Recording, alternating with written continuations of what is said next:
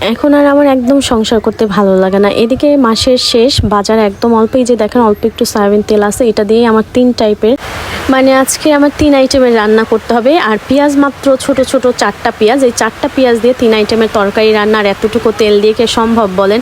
কিন্তু কিছু করার নাই ভাই, আমাদের এই সব সংসারে এগুলি মানায়া নিতে হবে। এগুলি মানায়া নিতে নিতে আমাদের দেয়ালে পিঠ ঠেকে গেছে, তারপরও সংসার ছেড়ে আমরা যাইতে পারি না। ওই যে মানুষ বলে নারী কিসে আটকায়, নারী আসলে সংসারের টানে আটকায়, ভালোবাসা আটকায়, বাচ্চাদের সুখের কথা চিন্তা করে, বাচ্চাদের মুখের দিকে তাকিয়ে, মানে বাচ্চাদের ভালোবাসায় আসলে আটকায়। একটা বাচ্চা হয়ে গেলে মানুষ চাইলেও সে সংসারটা থেকে ছুটি নিতে পারে না। একটা দিন বাপের বাড়িতে বেড়াতে যে যাব সেটারও কোনো উপায় নাই বাচ্চাদের কথা চিন্তা করলে। আর বাপের বাড়ি গিয়ে কী লাভ? বাচ্চা কাচ্চা হয়ে গেলে ভাই বাপের বাড়িতেও 2 দিন 3 দিন এর বেশি শান্তিতে থাকতে পারবেন না। যদি ওই বাপের বাড়ির ভাই থাকে, বড় ভাই, সেই ভাইটা যদি বিবাহিত থাকে তাইলে তো হয়েছে কপাল আপনার লাকে একটা। মানে আমি তো মাঝে মাঝে ব্যাগ ট্যাগ গুছায় টুছায় সেই হেভি ব্যাগ করে, মানে ভারী করে ব্যাগ ভরে নিয়ে যাই যে এবার বাপার বাড়িতে অনেক দিন থাকবো। কিন্তু না, আমি 3-4 দিন থাকার পরে আমার দম বন্ধ হয়ে যায়, আমার আর থাকতে ভালো লাগে না। তো শ্বশুর বাড়িতে ঝাড়ু কচু যাই খাই না কেন আবার এই বাড়িতেই ফিরে আসতে হয়। আসলে এখন আর আমার বাচ্চা নিয়ে কোথাও বেড়াইতে যাইতেও ইচ্ছা করে না। আগে যখন একা ছিলাম, বাচ্চা ছিল না, তখন মাঝে মাঝে বেড়াইতে যাইতাম, কিন্তু বাচ্চা নিয়ে বেড়াইতে গেলে আমার কেমন যেন নিজেকে ফকির ফকির লাগে। সেটা ভাইয়ের বাড়ি হোক, বাপের বাড়ি হোক, কীরকম যে লাগে মানে আমি বুঝাইতে পারবো না। আমার নিজেকে একদম ফকির মনে হয়, যে ফকিরের মতো একটা বাড়িতে আসছি। তো আমি ব্যাগ ট্যাগ ভারী করে নিয়ে গেলেও 2 দিন পরেই আমি চলে আসি, কারণ না ওখানে আমার আর ভালো লাগে না, মনে হয় নিজের সম্মানটা আমি পাচ্ছি না। সব নিজের বাড়িতে না খেয়ে থাকারও, আর সরি নিজের বাড়ি বলছি কোনটাকে, আমাদের তো নিজের কোনো বাড়িই নাই যেখানে নিজের মতামতের কোনো মূল্য নাই। চাইলেই আমি যা কিছু রান্না করতে পারি না, চাইলেই আমি সংসারটা সুন্দর মতো অ্যারেঞ্জ করতে পারি না, চাইলে আমি আমার বাপের বাড়ির একটা মেহমান আসলে মন ভরে খাওয়াইতে পারি না, চাইলেই আমি কোথাও শপিং করতে যাইতে পারি না। সেটাকে কি নিজের সংসার বলা যায় বলেন? আচ্ছা যাই হোক, এখনও এতটুকু তেল আছে, এই তেলটা দিয়ে আমি চিংড়ি মাছটা ভুনা করব। তারপর আমার একটু তেল আবার রেখে দিতে হবে, যদি আজকের দিনে যেহেতু বাজার হবে না, যদি রাতে কোনো কিছু ভাজাভুজির দরকার হয় বা ভবিষ্যতে চিন্তা করে যে এতটুকু তেল এখনও আছে, এটা আমি রেখে দেব। বিশ্বাস করেন, বিয়ের পর যেসব মেয়েরা মায়ের কথা শুনে সেই সব সংসারে কখনো শান্তি আসে না।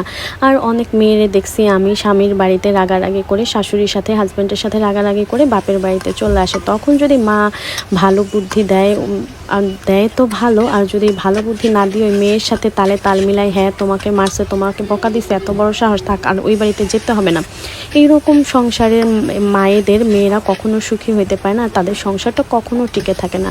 যেসব সংসারে মেয়েদের আধিপত্য অনেক বেশি, এছাড়া ননদের কথা শুনে শাশুড়ি নাচে অথবা শাশুড়ির কথা শুনে ননদ নাচে, সেই সব সংসারে মেয়ে বিয়ে দিবেন না, এই সব সংসারে শান্তি হয় না।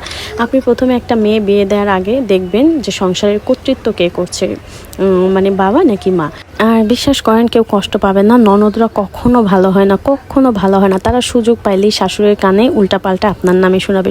মানে পৃথিবীতে সবাইকে, সাপকে বিশ্বাস করবেন কিন্তু কখনো ননদকে বিশ্বাস করবেন না। আমার কথাটা খারাপ লাগলেও এটা একদম চিরন্তন সত্য একটা কথা বলতেছি।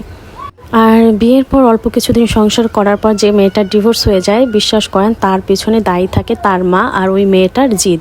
যতক্ষণ না পর্যন্ত আপনি জিদ কমাতে পারবেন, ততক্ষণ পর্যন্ত আপনার সংসারে শান্তি আসবে না। তবে শ্বশুরবাড়িতে আপনি ততক্ষণ পর্যন্ত শান্তিতে থাকবেন যতক্ষণ পর্যন্ত শ্বশুর শাশুড়ি দেবর ননদ সবার কথা হজম করতে পারবেন। যখনই আপনি উত্তর দিলেন তো শেষ হয়ে গেলেন, মানে উত্তর দেওয়ার সাথে সাথে আপনি মহাশত্রু হয়ে দাঁড়াবেন। আপনাকে যে থেকে কি বলবে, মানে কোন বাপ মা 14 গোষ্ঠীর সব নারী নক্ষত্র টাইনা নিয়ে আসবে ভাই। তাই শ্বশুর শাশুড়ি দেবর ননদের সাথে রিকোয়েস্ট থাকবে একটাই, কখনো উত্তর দিবেন না। মানে এদের সাথে উত্তর দেওয়া আর সাপের লেজে পাড়া দেওয়া একই কথা। সো নিজের মান সম্মানটা নিজের বজায় রাখাই উচিত আমার কাছে মনে হয়। আর যত অশান্তিই হোক না কেন, একটা কথাই বলবো, কখনো আপনারা ডিভোর্স দেবেন না। কারণ আপনার বাবা মা ভাই বোন অনেকে বলবে ডিভোর্স নিয়ে নে, কিন্তু ডিভোর্সের পরে আপনি সেখানে একটুও সম্মান পাবেন না, ফকিনীর মতো। মানে যে বাবা মা আপনাকে রাজরানীর মতো করে রাখতো, ডিভোর্সের পরে একবার বাপের বাড়িতে গিয়ে দেখেন আপনাকে ফকিরের মতো থাকতে হবে, কোনো সম্মান পাবেন না, কোনো কথা বলারও রাইট থাকবে না। তো আজকের মনটা আমার খারাপ ছিল, এই জন্য এত কিছু শেয়ার করলাম, সরি টু সে। ভালো থাকবেন, সুস্থ থাকবেন, আমার চ্যানেলটি সাবস্ক্রাইব করবেন। আজকের মতো আল্লাহ হাফেজ।